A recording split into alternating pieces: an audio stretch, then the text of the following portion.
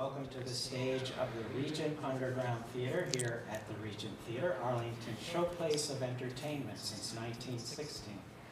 So great to have you here, and a big welcome to all of you, and thank you for signing up for this fundraiser, trying to get us through this challenging time here until we can reopen our doors. I just wanted to mention a show coming up since, first of all, I want to welcome all the cats and their people tonight, and some of you may have already had tickets or seen the Rock Cats Rescue, the amazing Afro Cats Rock Circus we had scheduled for the last weekend of this month, and unfortunately due to the pandemic and guidelines and so forth, we're going to have to postpone that to a year from now, same last weekend in August. We are still hoping to do some kind of a streaming event with them, but because of the travel ban, we can't even get them onto our stage at the moment. So hopefully we'll be able to do that from somewhere outside. So anyway, again, thank you so much. And also I wanted to mention our GoFundMe campaign. If you can go to regenttheater.com and share that page, that would help us out a lot. We're doing quite well, but we have a long way to go to keep us going until we are allowed to reopen to folks such as you and have you come and sit in our seats again. About Dr. Rachel.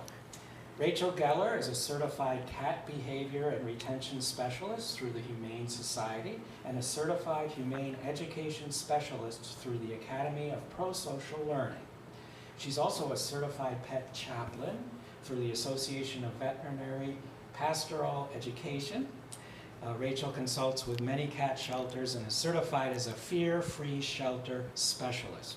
She was on the Cat Connection Board of Directors from 2017 to 2020, and previously she was on the Board of Directors in the role of Vice President at the Gifford Cat Shelter for 7 years.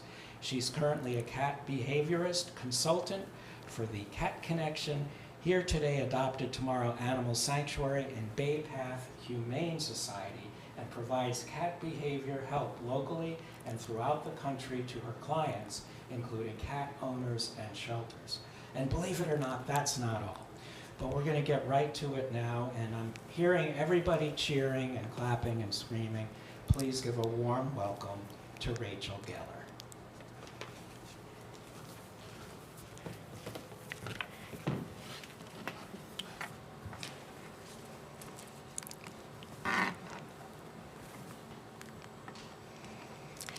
As a cat behavior counselor, I'm often asked, why are you helping cats? Why aren't you helping people? But the truth is, when you help cats, you are also always helping people. People tend to assume that if a cat has a behavior problem, the problem must be with the cat. Most of the time, this simply is not true. Most of these cats are not difficult, and they really don't have behavior problems. The fact is, their humans have problems, and this creates problems for the cats. Whenever a human being has a serious problem, such as illness, bereavement, job loss, divorce, you will often find a cat suffering at the end of it. So you never help a cat without also helping a person. Yes, I help a lot of people whose cats won't use the litter box, cats who scratch on everything except for that wonderful scratching post that you bought, and what to do when you bring home Fluffy as a companion for Puffy. But as it turns out, Puffy didn't want a new brother or sister all that much. But I also help people in distress. For example, a woman contacted me to say she would have to surrender her cat. She started off the whole conversation by saying she was sure there was nothing I could possibly do. She had cancer and several small children. She was terrified, exhausted, and overwhelmed. Amidst all of this, she had an older cat, and she was feeling bad because she felt she couldn't give the cat enough attention. This woman and I talked for a very long time. I listened to her describe her situation. Eventually I said, your children are stressed because you're sick, but they're going to feel even more stressed by losing the family pet at the same time. I also reminded her that cats are fundamentally loyal, caring, and incredibly perceptive animals. If her cat didn't get the same amount of attention for a period of time because she was getting treated for cancer, well, that's okay. That cat was part of the family. I explained that the cat would surely prefer to give up some attention temporarily rather than be separated from her family permanently. Sometimes people just need to be reassured. By then, the woman was crying. She said, "Do you really think it would be okay to keep my cat?" What I learned was that the woman really did not want to give up her cat at all. She wanted to do the right thing. She just was not sure what that was. She kept her cat, and I promised my help and support. This is what I try to do every day. Work to solve behavior problems so people do not have to sacrifice the cats who they love. I do a lot of cat behavior counsels, over 600 a year, completely free of charge. And I'd like to take this time to highlight a couple of interesting things that I found out people think.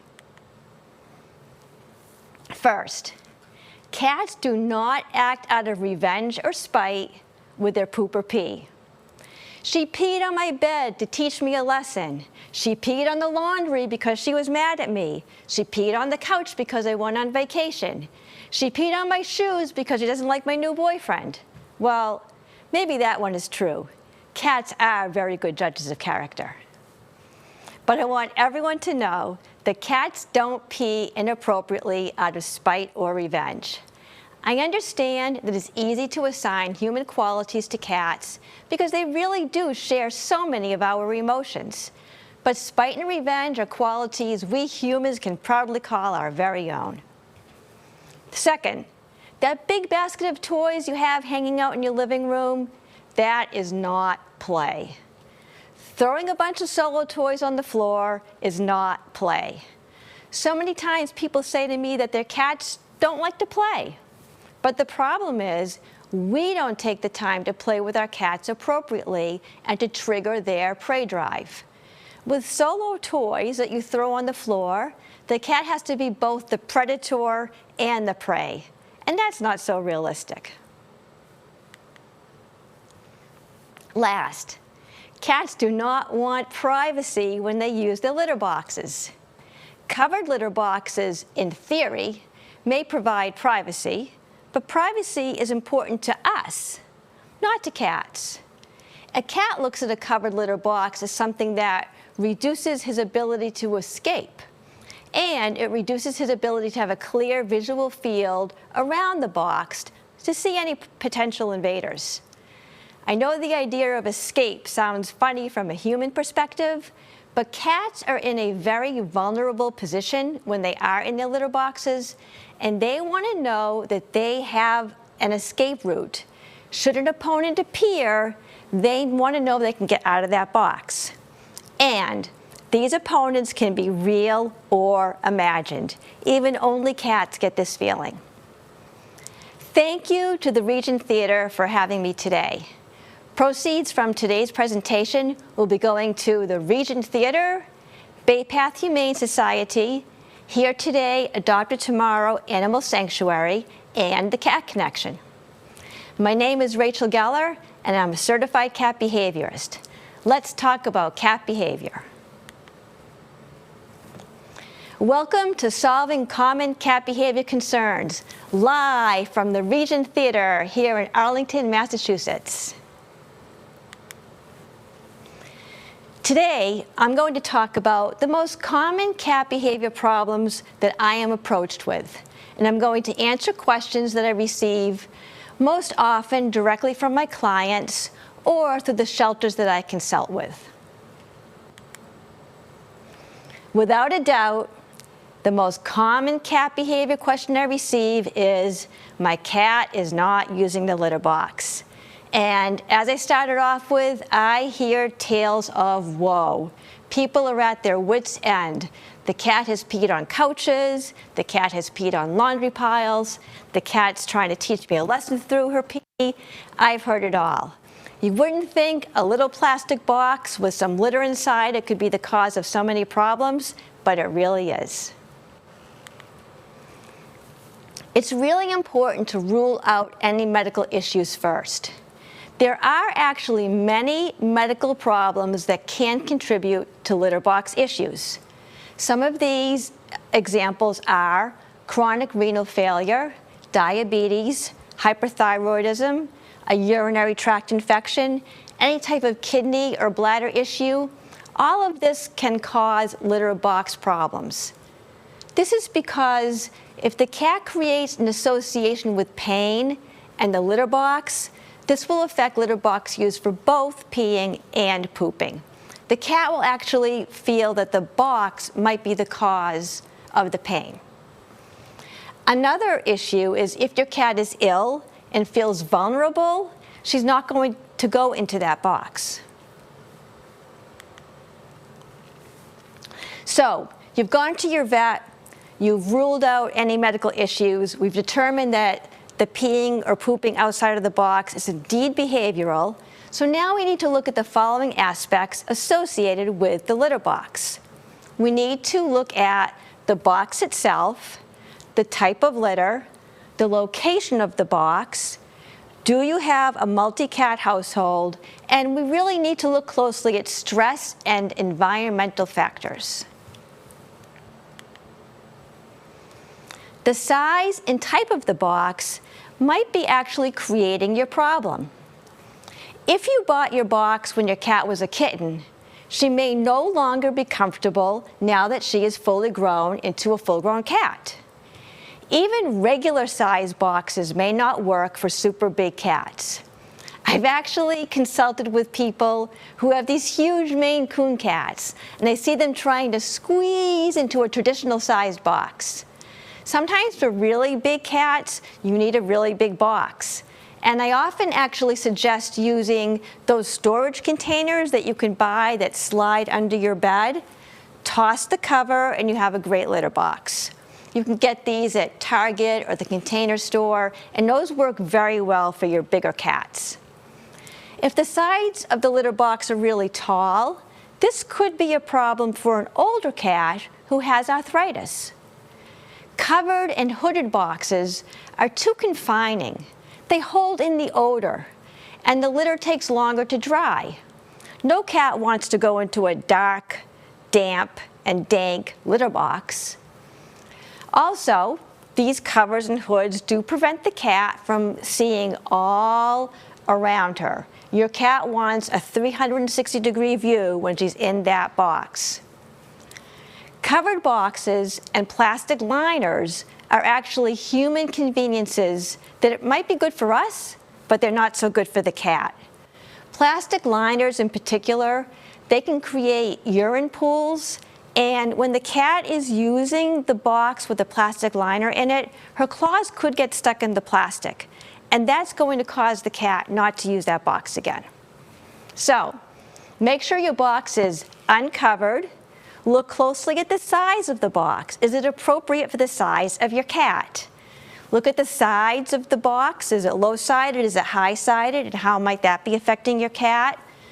Don't use plastic liners. And of course, make sure the box is kept clean.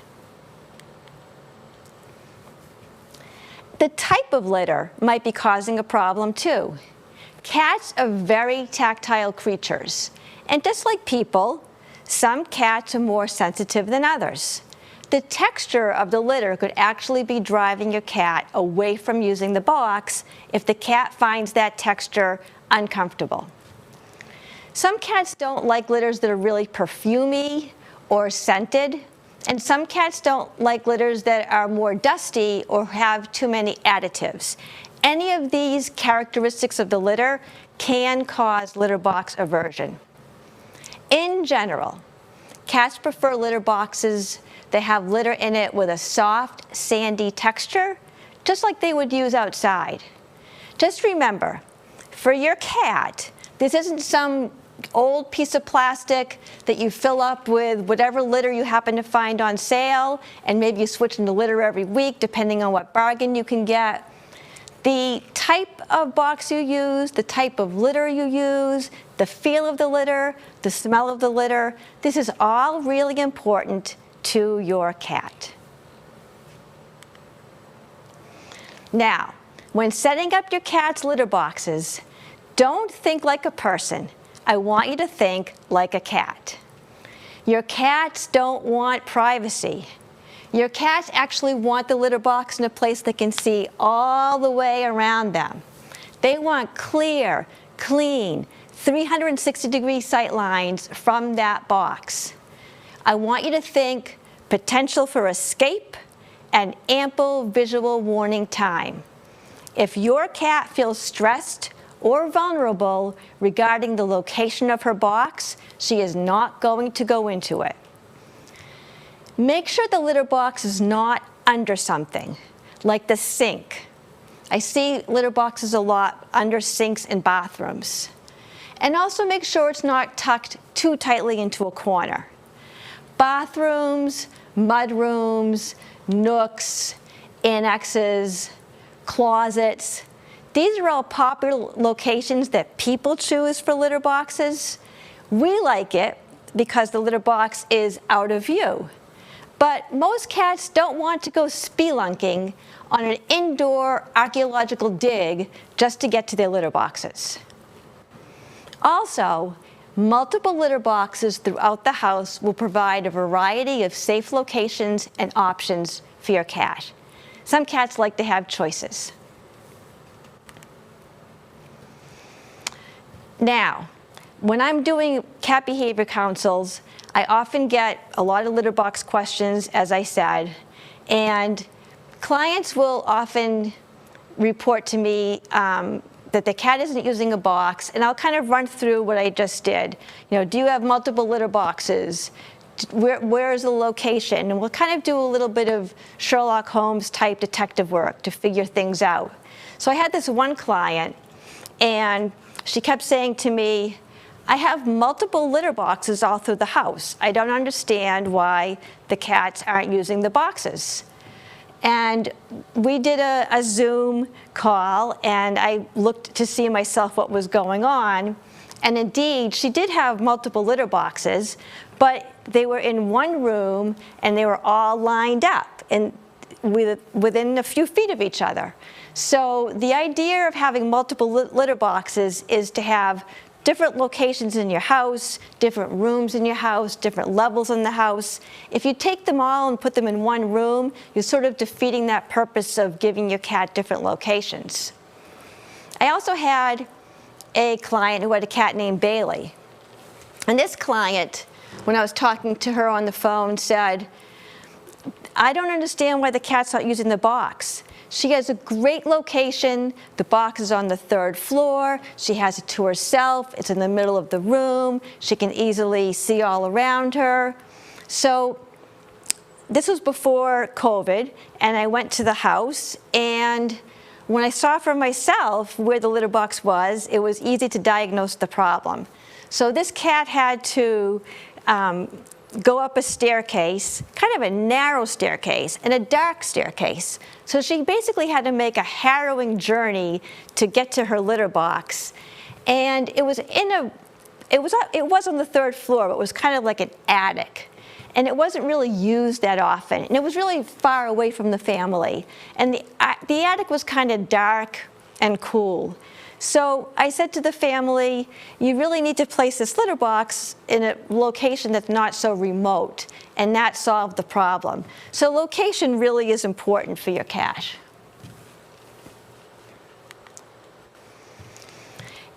Say you have your litter box in a room that's on the same wall as the entrance. It might be a good idea to move the litter box to the opposite side so your cat can see across the room and into the hallway leading out to the entrance. Do the move gradually though, just a few inches a day. Cats don't like abrupt changes. If your box is underneath something, try pulling it out just a couple of inches. And again, do this a little bit each day. For some cats, believe it or not, just sliding the box 12 inches away from the wall might be enough to increase their security level. A lot of cats prefer a room that has more than one entrance, so if the enemy, and again, this can be real or imagined, comes in one way, the cat knows that she could escape the other way.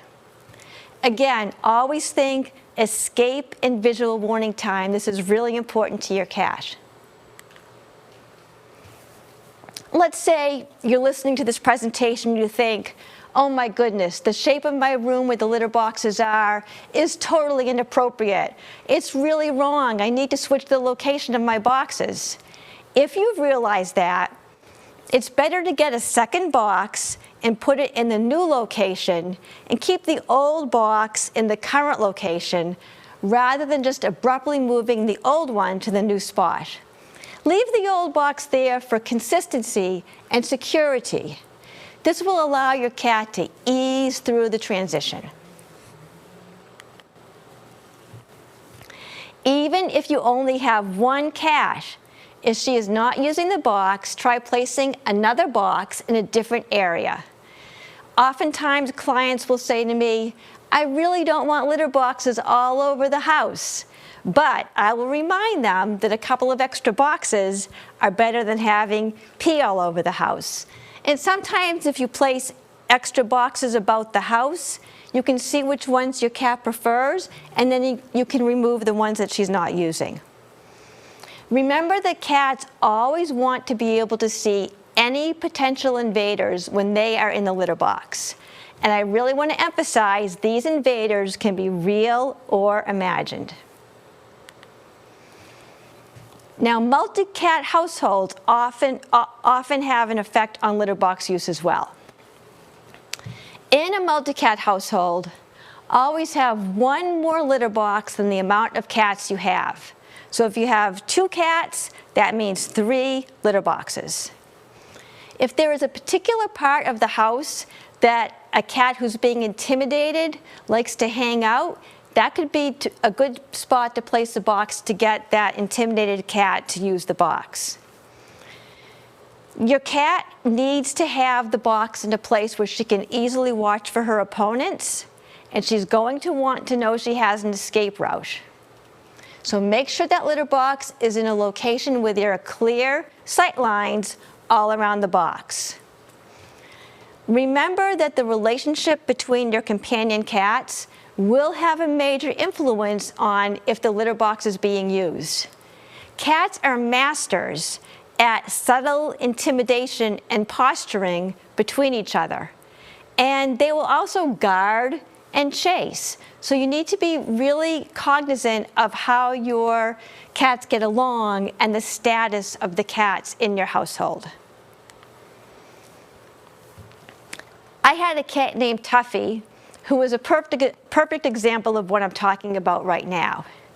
He used to choose places to sit down or take a nap, and to the uninitiated, it looked like he was just choosing a very innocent place that he might want to sit and hang out, or a spot to take a nap. But what was really happening was he was strategically placing himself in such a way where he would bar another household cat from coming to use the box.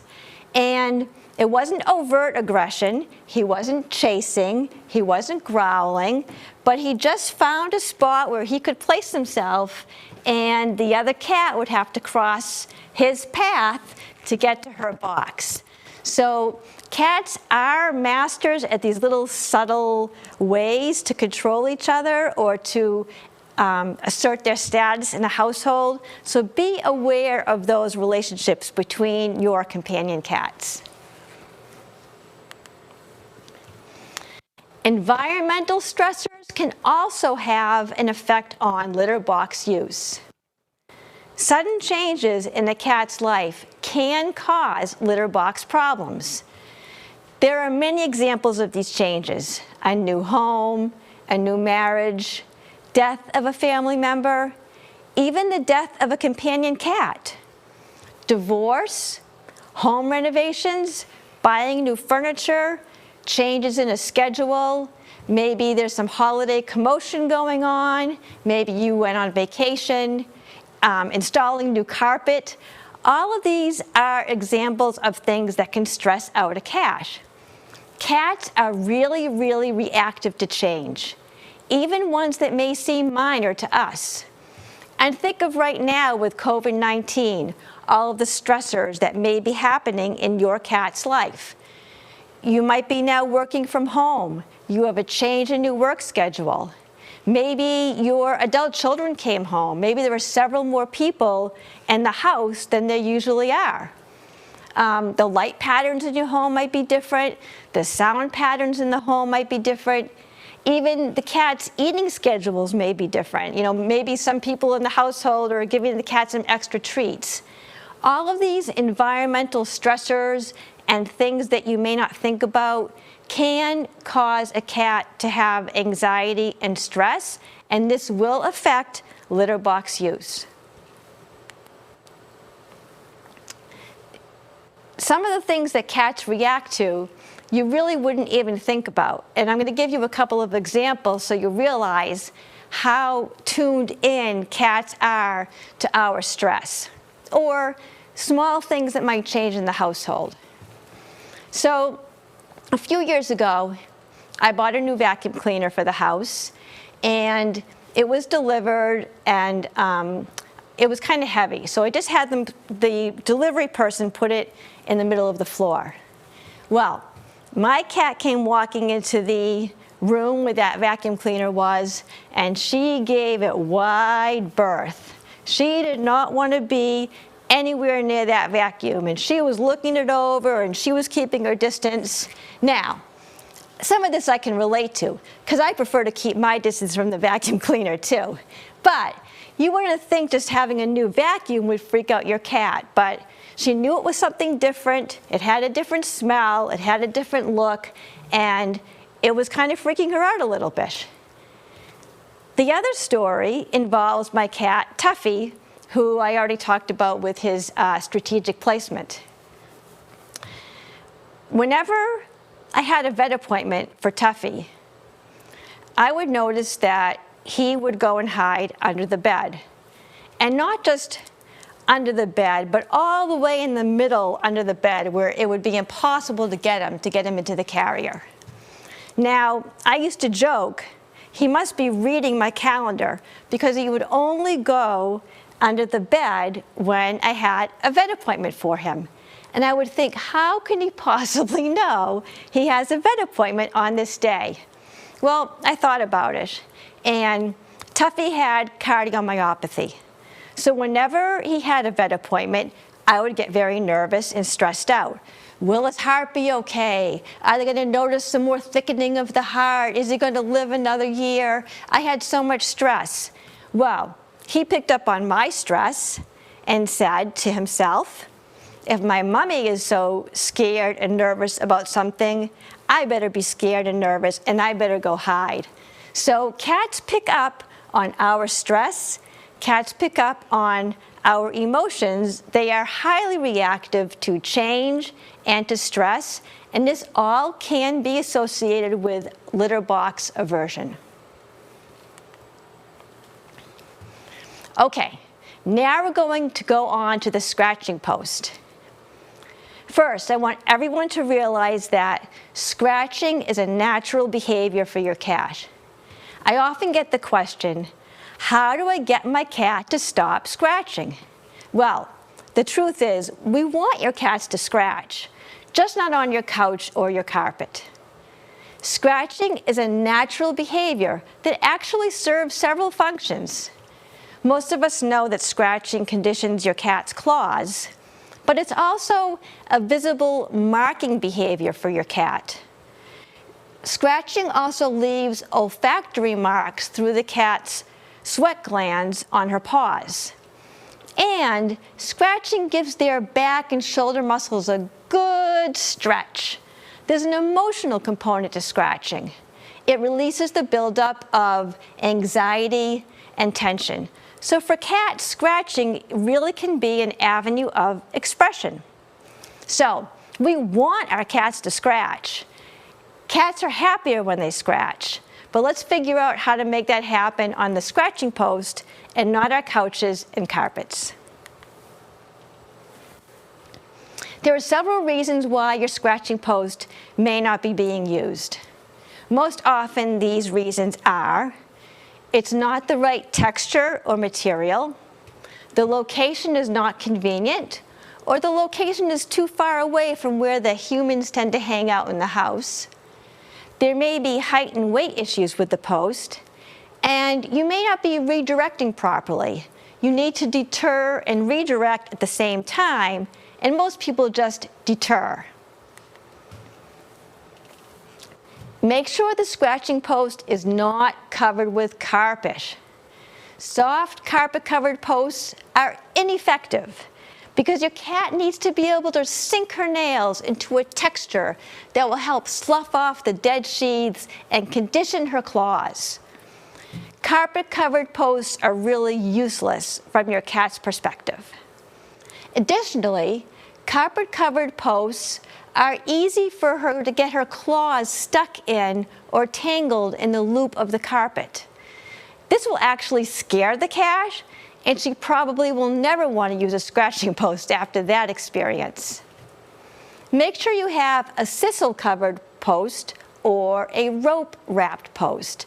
This will do the job effectively.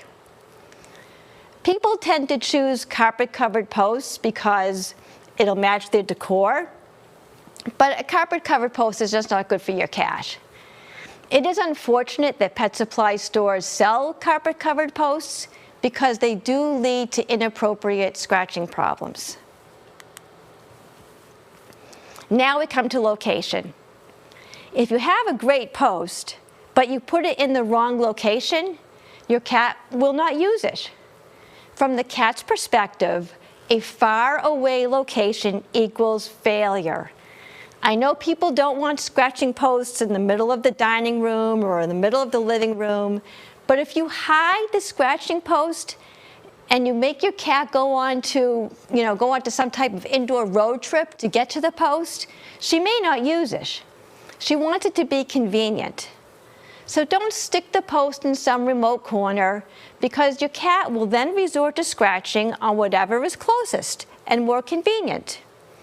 The easiest thing to do when deciding on the location for your scratching post is to look where your cat prefers to scratch and place the post there. Also place the post where you guys all tend to hang out. The cat would rather scratch there as well. Another option is cat trees that have the scratching posts already built in. That way you have one item that the cat can enjoy being on, and she'll have the post right there. You can even take that cat tree with the post and place it by a window to further entice your cat to use it.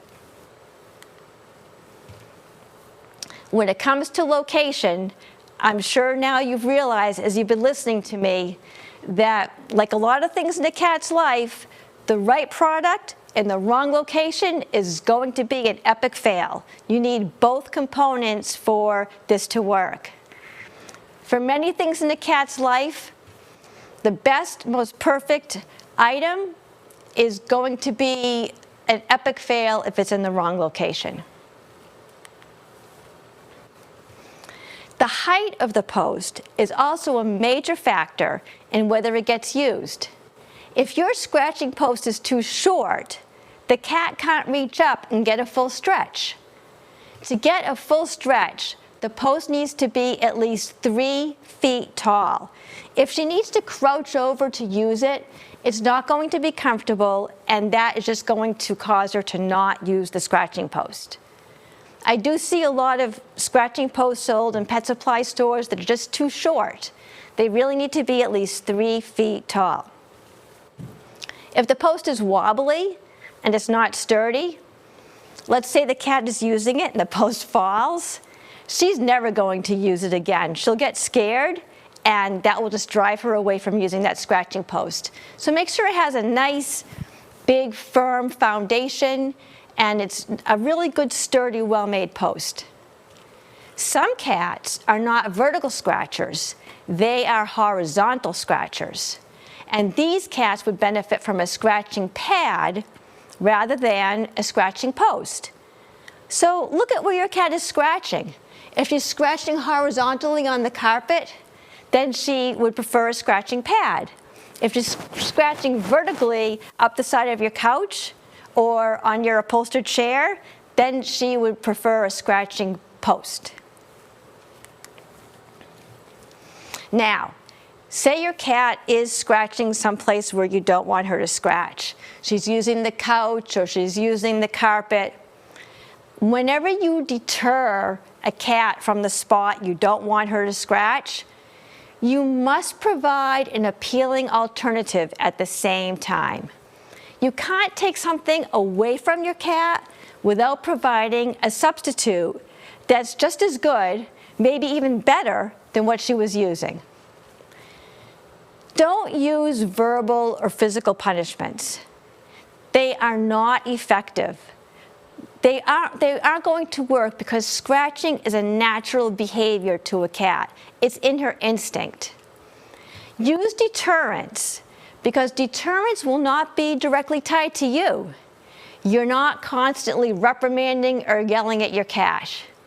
Your cat won't think these deterrents have anything to do with you. So this will help to preserve your relationship. A deterrent will make the once appealing scratching surface that your cat's been using suddenly not so great.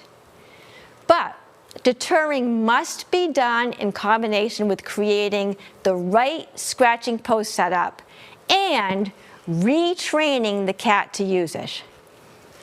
Apply sticky paws in the areas the cat scratches. You can also use double-sided tape, a slick plastic placemat, shelf paper, or a plastic carpet runner. In general, think slick or sticky when it comes to the deterrents. These are textures the cat does not like.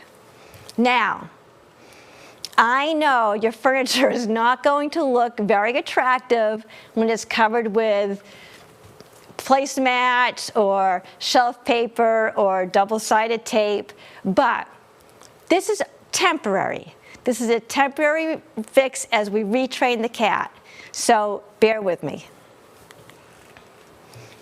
Okay, we have our deterrents in place. Now the redirection part. What I want you to do is place the great new scratching post that you have bought. It's 3 feet tall, it's rope wrapped, it's sturdy, it doesn't wobble. And we're going to take this post and place it right next to the spot where she was scratching. Now, your cat walks up to where she was scratching and she says, "Oh my goodness, this place that I was scratching now looks really unappealing. In fact, it looks unscratchable." But what have we here? Look at this great, wonderful scratching post with a rope-wrapped or sisal texture, and it's the right height. It looks so wonderful. It's an abundance of riches. How lucky can a cat get? And when she sees this scratching post, she will sink her claws into this post, and immediately it is going to feel so much better than the furniture or the carpet. Now, the great thing about this is your cat makes her decision on her own that she likes the scratching post better. And that's really what you want to do. It's always great to let the cat think that it was all her idea. If your cat likes catnip, you can even further help this process along by rubbing the scratching post with catnip. This will spark her interest. You can also use interactive play with a fishing pole type toy to help with the retraining. Use the fishing pole type toy or even a long feather, and you can move it along the post in an enticing manner. You can place the post on the side and do this too. Once the cat pounces on it, again, she's going to discover a much more effective and comfortable scratching surface than any furniture you have in your house. When you feel she has accepted the scratching post, you can now place it upright again, and she will start using the post. If you have a horizontal scratcher, you can do the same exact type of deterring and redirecting with a scratching pad. Once the cat is consistently using her scratching poster pad, then you can begin to gradually remove the deterrents. Do this step gradually. Don't rush. Don't take them all off all at once. Make sure your cat is consistently using that post before you remove those deterrents.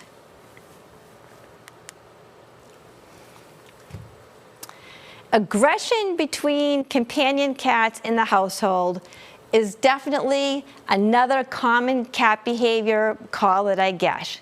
So, let's talk about aggression.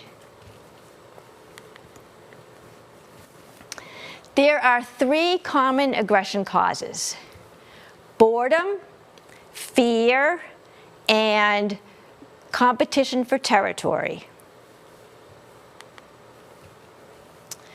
Now, what you are seeing in your cat may not be aggression at all. Your cat may be bored or understimulated. Your cat may be biting your hands or feet as you walk by because it's the only stimulation she's even receiving that will satisfy her desire to play. You need to provide outlets for play for your cat, and play needs to come in 2 forms. Interactive play with a fishing pole type toy where you're part of the game, and interactive solo activity toys such as puzzle feeders for your cat to play with on her own. If your cat has plenty of stimulation, she's not going to have that need to go after anything that moves, including your hands and feet. Some problems with aggression are a result of boredom. Your cat needs stimulation in her life. Your cat is a natural hunter, and she needs opportunities to use and practice those skills. She needs opportunities to stalk, to pounce, to capture. If she's not provided with the appropriate stimulation, then what happens is your cat will look for it in ways that are often not acceptable to cat owners, and we often perceive this as aggression. Your cat can also develop behaviors that seem cute and innocent when she's a small young kitten, but they end up being seen as aggressive when she's a full-grown cat.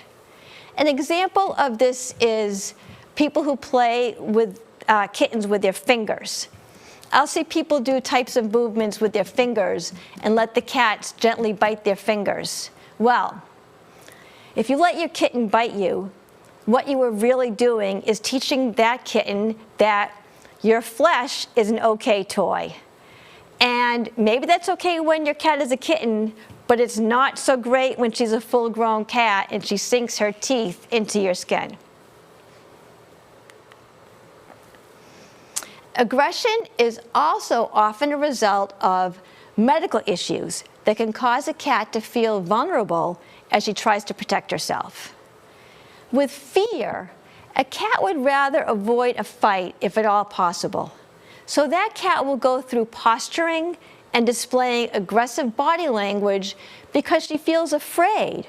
Maybe she feels unsafe. Maybe she feels backed into a location without an escape route. Fear aggression is defensive behavior for a cat. It's not the same as overt aggression. Alternatively, there could be an underlying medical cause for this aggression. If your cat feels vulnerable because she senses that she's ill and she's not feeling well, your cat may act out. This is called pain-induced aggression, and this often occurs due to undiagnosed medical conditions. If your cat suddenly becomes aggressive, look and see if she is possibly in pain. Maybe take her to the veterinarian to rule out anything that might be going on, and look and see if something might be scaring your cat. It may not really be what we call aggression at all. Also, make sure that there is adequate territory for your cat in a way that limits competition for the more prime cat real estate in your home.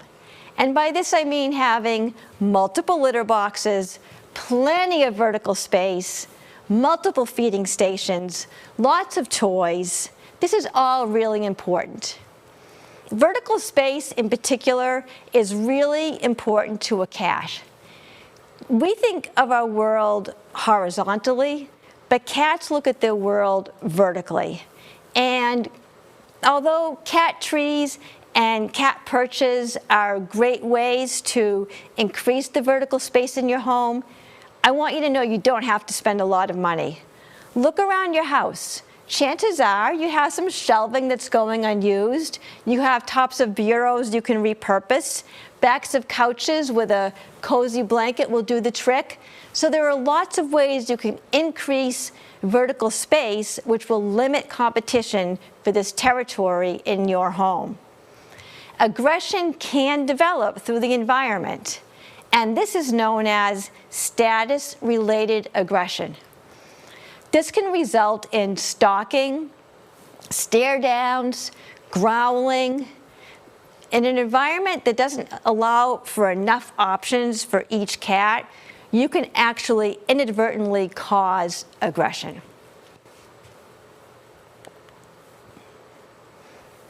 So, you've heard me mention interactive play or interactive play therapy or interactive play with a fishing pole toy a lot so far in this presentation. I want to strongly recommend that everybody watching starts doing interactive play with a fishing pole type toy with your cat. Interactive play strengthens the cat-human bond, gives a cat more confidence, and provides physical activity for your cat. I recommend this type of play for 15 minutes a day, at least twice a day. And if you can fit in more, great. And I know many people will say, I don't have time. Really, if you can just take 15 minutes twice a day, the relationship you have between you and your cat and the happiness level of your cat will just be so much better. You will reap the rewards. So, for interactive play, you want a fishing pole type toy. And it can be, anything like this. Some cats like different types of toys. Some cats like the feathers. Some cats like something a little more substantial. It depends on your cat, and it can be trial and error. So you might have to play around with that a little bit. But for interactive play, the most important thing is you get that fishing pole type toy. This makes you part of the game. This is different from throwing a bunch of solo toys on the floor that you have sitting in that big basket. With a solo toy, as I mentioned before, the cat has to be both the predator and the prey. The cat has to sort of make her own fun. And that's not really that enticing to a cat, and it doesn't release tension and anxiety in the same way. For a beneficial interactive play session, you need to trigger your cat's prey drive. And the way to trigger the prey drive is move the toy like prey. Think of it like you're playing hide and seek. Alternate fast and slow, high and low, hide behind furniture, dangle around. Move the toy like prey. I see a lot of people, just dangling the toy in the cat's face. Well, there is no prey that acts like that, so that's not going to be very realistic for your cat. An extremely important rule of interactive play therapy has to do with success. For the play to be beneficial, your cat needs to have multiple captures. When you're interactively playing with your cat, the game is not about how long you can keep that toy away from the cat. It's about how rewarding the play session is for the cat. And it's the captures that provide the reward. For the therapy to be beneficial, the cat needs to have multiple captures. It can't be too much of a challenge, And you want your cat to be able to grab the toy in his mouth or in his paws. Here is where the feeling of satisfaction comes in. And this will get your cat's feel-good chemicals flowing. And this is going to relieve any anxiety or tension your cat might have. And guess what? This will be fun for both of you. You'll be having fun, your cat will be having fun, and it can release tension for you too. When you're ready for the session to come to an end, don't just stop, will you look at the time, and abruptly walk away. Again, mimic prey realistically. Slowly, slowly wind down the movements of the toy at the end of the fishing pole, almost as if the prey is getting tired. The prey's, getting tired, maybe the prey is injured, the prey dies. Simulate the toy getting slower, and as the prey dies, now the cat will start to relax and feel as if he has accomplished a grand, final, juicy capture. Now, finish the game with a really yummy treat that you know your cat likes. Since play therapy should simulate a hunt, it is especially rewarding and important for that cat to enjoy a feast, some type of food, meal, or a treat after the capture. And this is what creates those positive associations, confidence, security, and happiness in your cat. I would like to note that this is the problem with the laser pointer. The whole point of play is to allow your cat to have multiple captures. It's the captures that create the positive associations. It's the captures that give the cat satisfaction. It's the captures that release the tension. I do not recommend using a laser pointer to play. My advice is to find some fishing pole type toys that your cat likes. Think about the laser pointer. Your poor cat is pointlessly chasing this elusive red dot that can never be captured. Certain of a sure catch, the cat sees the dot, he pounces, only to find there is nothing there. There's nothing under his paws. Your cat is left feeling frustrated, tense, and anxious. Laser pointers were developed for PowerPoint presentations in the office. That's where they should stay. The key to solving cat behavior problems is to look at things from the cat's point of view. We need to look at things from the cat's perspective and not a human perspective. In other words, think the way your cat would. If you want to learn more, I'll be taking questions right now, but you can also buy my book, Saving the World One Cat at a Time, on Amazon. And people can send in their cat behavior questions, and I'm going to be here to answer those questions and solve your cat behavior problems. Thank you for supporting the Regent Theater. Thank you also for supporting the Cat Connection, Bay Path Humane Society, and Here Today, Adopted Tomorrow.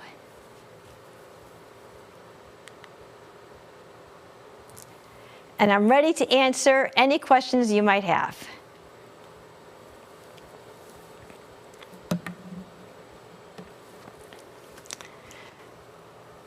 Okay, so what do you think of a person taking an indoor cat outside on a leash?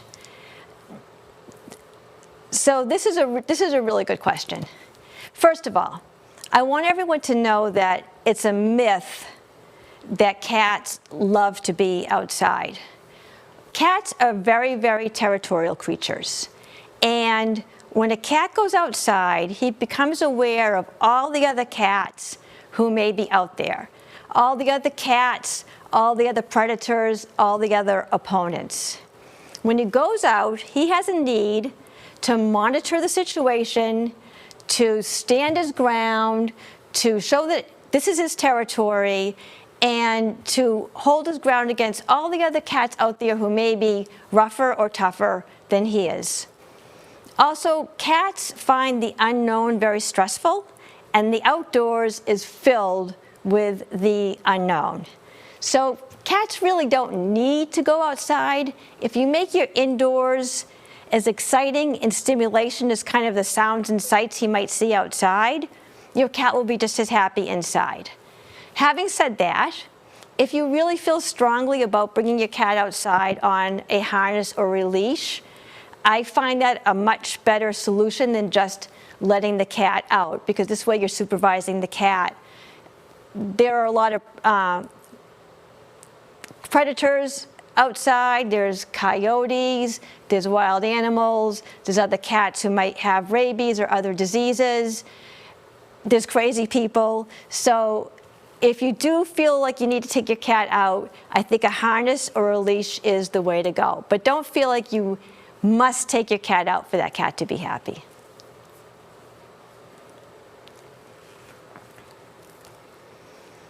What situation do you think is more stressful for a cat if needing to travel, boarding them or taking them along on the car ride? I personally, if your cat needs to travel, I think it would be better to take your cat with you than to board your cat. The other alternative would be to leave your cat in your home, if that's possible, with a responsible and fully vetted pet sitter. So if your cat can stay in her own home, she has her familiar smells and sounds and sights in her home, and that would be, fine for the cat. If you do need to travel with your cat and you are going on a long trip, you might want to look at some type of a sedative, but you also want to get your cat used to being in the carrier. So you don't want your cat's first experience with a long trip to be the actual trip. You'd want to kind of work up to that and get your cat used to the travel. So what I usually recommend is to put the cat in the carrier, start off maybe by just doing a short drive around your block, maybe then build up. So with cats, again, they're highly reactive to change, so you're better off doing things incrementally and gradually and getting your cat desensitized to anything new that you want to do rather than just jumping into it. I think most cats would find being boarded in a strange place without you there, new people, new sounds, other animals, would be very stressful to a cat.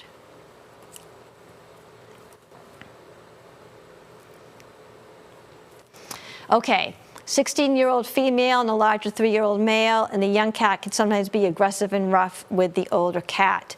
So if in your home you have companion cats who are aggressive towards each other, you may need to walk it back a little bit and do what I call a reintroduction.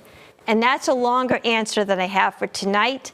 So this could be something you might want to go through my website and submit a question form for me. But I'll give you the bullet points for that. You can repair a relationship between companion cats by doing something called a complete reintroduction. And what you do is you kind of walk it back and act as if the cats have never met each other before, and do things like scent swapping, soil swapping, use food as a way to bond the cats together, and gradually get them to create new positive associations with each other. The other thing you can do is sometimes look at the path of least resistance. So some cats have no problem tolerating a collar with a bell on it. So if the 3-year-old cat who is aggressive towards the older cat will tolerate a collar with a bell, in this way the older cat will always know where that younger cat is. And this will allow her to quickly learn that bell equals the other cat. She'll always know where the cat is. She can seek higher ground or a safe space when she hears the bell coming towards her. So sometimes something as simple as a collar with a bell on it will help in this situation.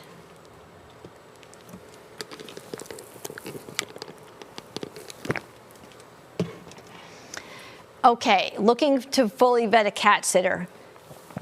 So there are some associations that certify cat sitters and pet sitters.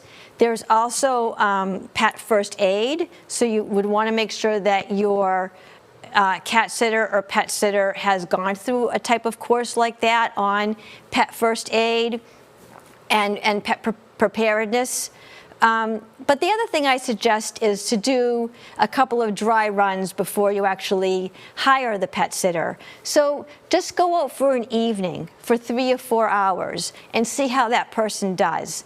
I think that would be a good place to start, and to get that cat sitter or pet sitter used to your cat, develop a comfort level, and always check references. The other thing you can do is, if that person has pets of her own, ask if you can talk to that person's veterinarian to fully vet the cat sitter or pet sitter, because if she's not bringing her own animals regularly to the vet, that would be a red flag.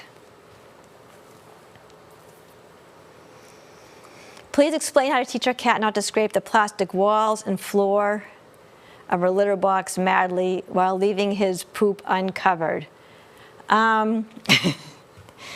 So some cats are a little more obsessive about cleaning and covering, and some cats are not. So this is, again, something that differs between cats, just like it might differ between people. You can try using different types of litter boxes. Sometimes if you have a lower sided box or even a litter pan, you might be able to get your cat to not scrape as much on the high sides. The other thing is you can always try switching up the litter. So some litters, if they feel like they're not comfortable to the cat's paws, can cause these types of problems. The other thing you could do is make sure your litter box is in a more open area, because your cat might be compulsively trying to protect himself while he's in the box. Some cats also benefit from having a box that has no litter in it at all. And I know it sounds counterintuitive, but some cats are actually more comfortable with a litter box that has just maybe some shredded up bedding in it, or some shredded up towels in it, and that might help with that compulsion to scrape and scrape and scrape.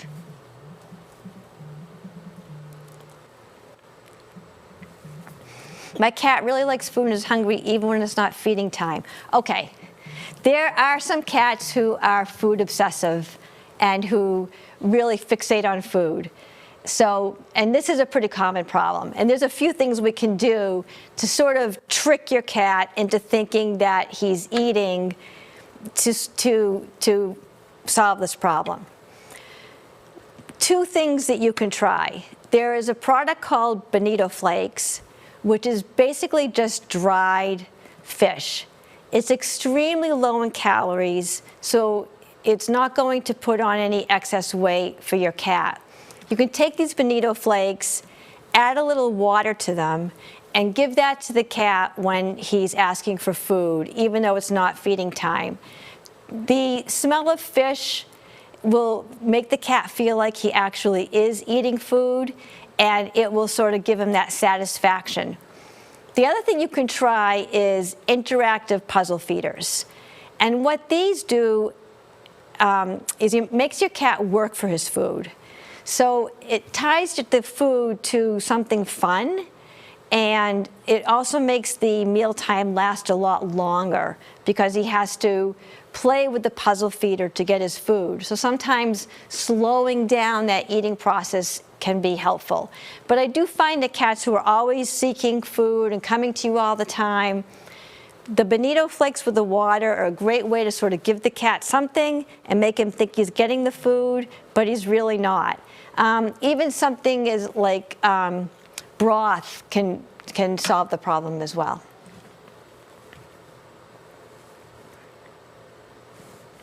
What are your thoughts on wet food? I think if your cat likes wet food, I think that that is a great way to feed your cat, because wet food typically has a higher water content in it. And a lot of cats don't drink enough water. A lot of cats tend to be dehydrated because they don't drink enough water. So when you use wet food, you make sure your cat is hydrated and is getting enough water every day. If your cat doesn't like wet food, you can take the dry food and sprinkle a little bit of water on it. The dry food will absorb the water, and this can be sort of a tricky way you can get your cat to get a little more water that way as well.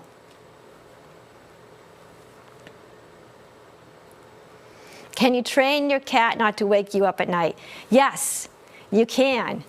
So this is also a longer process. So please, Danielle, go through my website and remind me that you asked this question, and I'll give the bullet points. So I talked before about interactive play.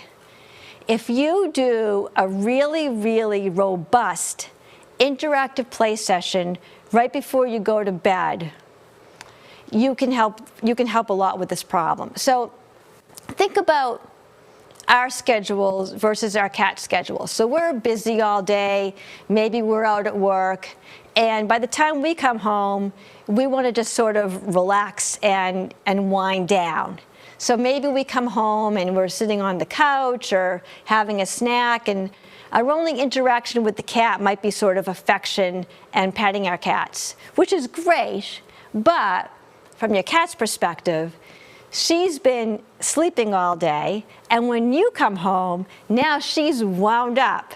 So you're winding down and she's revving up. So you guys are on very different schedules. What I suggest is to play with your cat throughout the evening, but right before bed, and I don't mean like an hour before bed, I mean like the last thing you do before you shut your eyes, I want you to do a really, really robust interactive play session. Like 15 minutes, we're going to have multiple captures, and we're going to end with that really great, final, wonderful, juicy capture.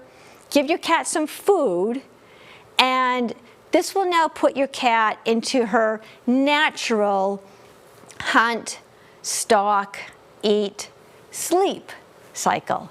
So in essence, what we're doing is we're resetting her internal clock so she will then sleep through the night. So before you get into bed, I want you to also throw out some interactive activity puzzle feeders. So this way, if she wakes up before you do, she has something to do.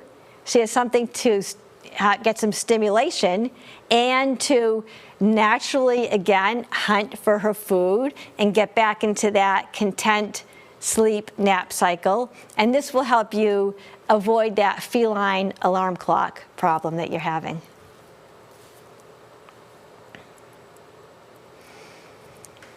I have a 20-year-old cat I adopted last year. She's extremely picky about food. I finally found the right brand, and I don't see the rest of the question.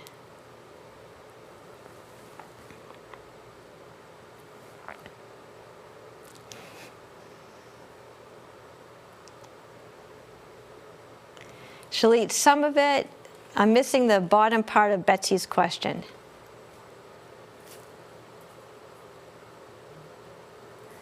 Betsy, you might have to go through my website to ask me that question, because I think for some reason the whole question is not coming through.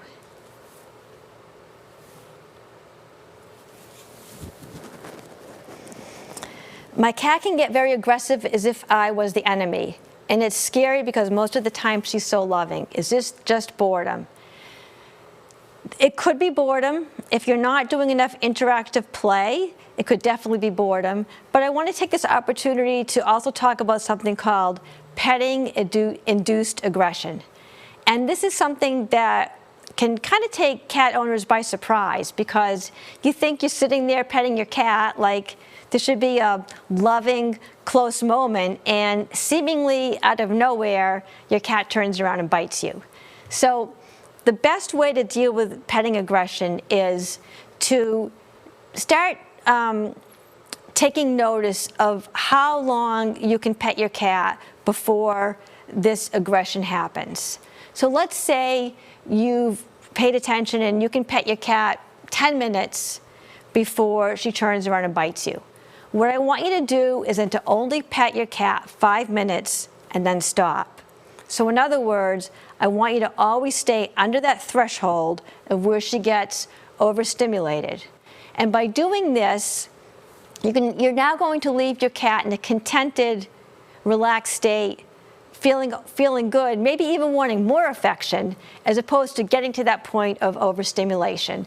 You can even do this by the stroke. So if you notice you pet your cat 7 strokes, and after that he turns around and gets you, then only pet your cat 3 strokes and stop.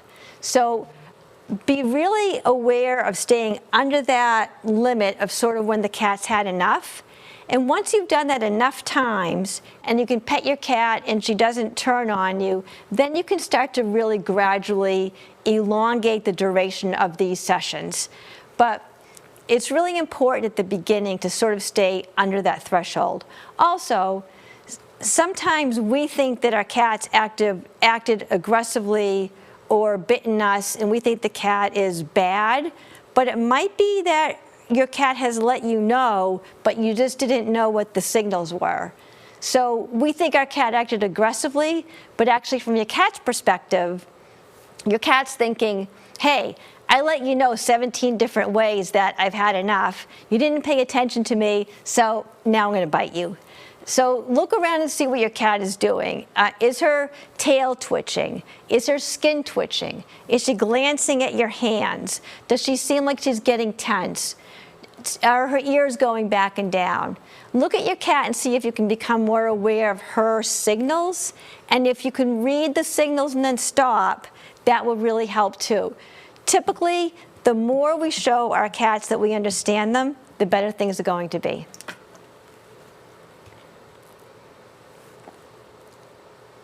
Okay, okay, here's Betsy. Okay, great. So we found the right food. She'll eat some of the small can, but then turn her nose up at the rest.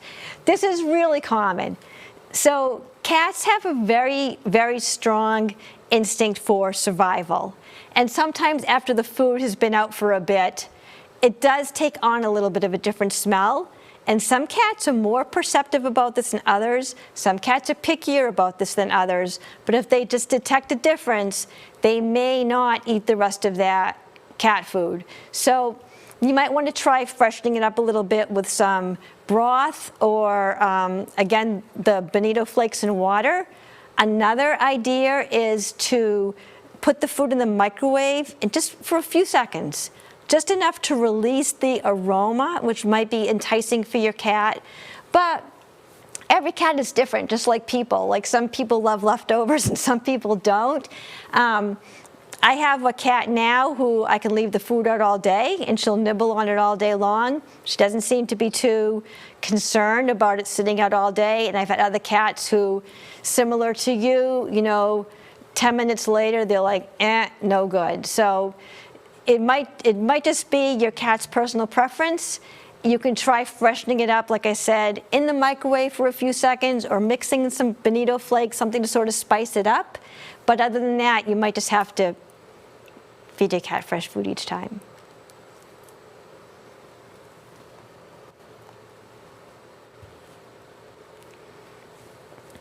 My cats get overstimulated too. When I stop petting her, she still wants more attention.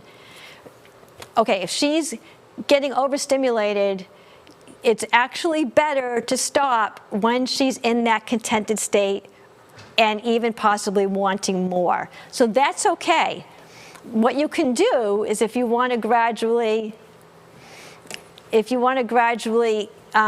able to keep petting your cat, stop, like I said, and then just take maybe a 3-minute break and then resume. And in this way, you can sort of give that cat the break from the stimulation she needs, but then gradually build up. Basically, think about presenting the cat with that stimulation gradually and incrementally. So thank you again, the Regent Theater. If I didn't get to your questions, please go on my website, which I know has been showing on this presentation, and I will get to all of your questions. I promise I'll answer every single one of them. Thank you, Regent Theater. Thank you, Ryan, who made this all happen. He is like a technical genius. Thank you, Leland and Rick. Thank you, Wayne. And thank you to my husband, Joel Kaplan, who helped me put together this PowerPoint presentation and live with me for all my nervousness in doing this. And it's been a great night. I hope you guys have learned a lot about cat behavior. Thank you.